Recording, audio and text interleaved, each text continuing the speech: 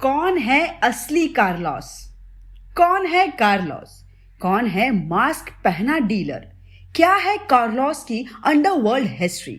तो दोस्तों, जैसा कि हमने अभी तक देखा कि कैसे शाहो अपनी एक डील के लिए अंडरवर्ल्ड माफिया डॉन कार्लोस से मिला, जिसने उसके सामने वही पुरानी डील रखी जिसे साहो के पिता रॉय ने कभी मंजूरी नहीं दी थी। लेकिन फिर भी साहो ने खुद से उसे मिलने बुलाया। बट यहां आकर साहो ने डील पेपर फाड़ दिए और डील से साफ इनकार कर दिया, जिसकी जवाब में कार्लोस ने साहो पर गन पॉइंट कर दिया और उस बिल्डिंग में ही घेर लिया। लेकिन साहो उससे कहीं ज्यादा चालाक निकला और उसने उसी के आदमियों को सिर्फ एक इशारा दिया और सभी साहो की तरफ हो गए। असल में साहो ने पहले ही कार्लोस के सभी आदमियों को खरीद लिया था और ये सब बताते बताते साहो आगे बढ़ता है। कार्लोस के गाल पर हाथ लगाकर उसके फेस मास्क को हटा देता है और यहाँ हमें पता चलता है कि असल में वो असली कार्लोस था ही नहीं। अब यहाँ साहो कहता है, जितना आसान तुम समझते हो उतना भी आसान नहीं है साहो को धोखा देना। मैं ये भी जानता हूं कि ना तो मास्क में कार्लोस का असली चेहरा था और ना ही मास्क के पीछे, क्योंकि असली कार्लोस तो कभी किसी के सामने ही नहीं आता।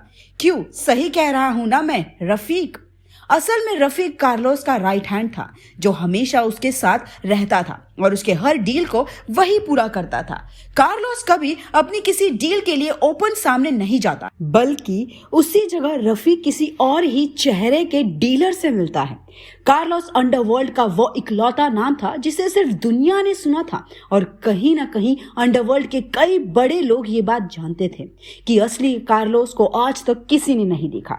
लेकिन सबको एक अंदाजा था कि कार्लोस वो इंसान है जो पहले किसी और बड़े बिजनेसमैन के लिए काम करता था, पर एक दिन उसे धोखा देने के बाद वो इस मुकाम पर पहुंच गया। लेकिन कार्लोस ने जिसे धोखा दिया वो उसका एम्पायर ना छीन सका और उसके इसी गुस्से ने उसे एक बिजनेसमैन से अंडरवर्ल्ड का डॉन बना दिया। वो एक एक करके बड़े नामी डॉन को खत्म करता गया और उनके एम्पायर और बिजनेस को हथियाता गया। और इसी लिस्ट में सबसे बड़ा नाम था रॉय एम्पायर, जिसे रॉय के होते हुए वो कभी नहीं छीन सका। और अब साहो के आने के बाद उसने फिर यही कोशिश करी। लेकिन किस्मत की बात थी कि साहो उसका ये प्लान, उसकी हिस्ट्री, यहाँ तक कि उसकी पूरी स्ट्रैटेजी पहले से ही जानता था। अब यहाँ साहो अपनी गन निकालता है और रफीक के सिर पर रखता है और बोलता है, मैं जानता हूँ कार्लोस, तू मुझे सुन रहा है, यहाँ तक कि देख भी रहा है, तो ये ले, मेरे आने की खुशी में तेरे लिए तेरा पहला तोहफा भेज रहा हूँ। और ये कहते ही वो जोर से गन फायर करता है और एक ही शॉट में रफीक पीछे गिर जाता है।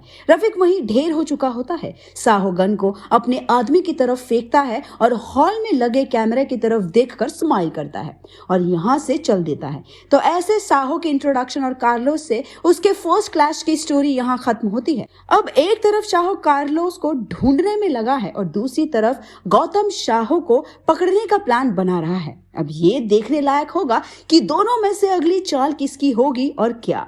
तो बस आप थोड़ा सा वेट कीजिए, क्योंकि हम मिलेंगे आपसे अगले वीडियो में साहो की नई स्टोरी सीरीज लेकर।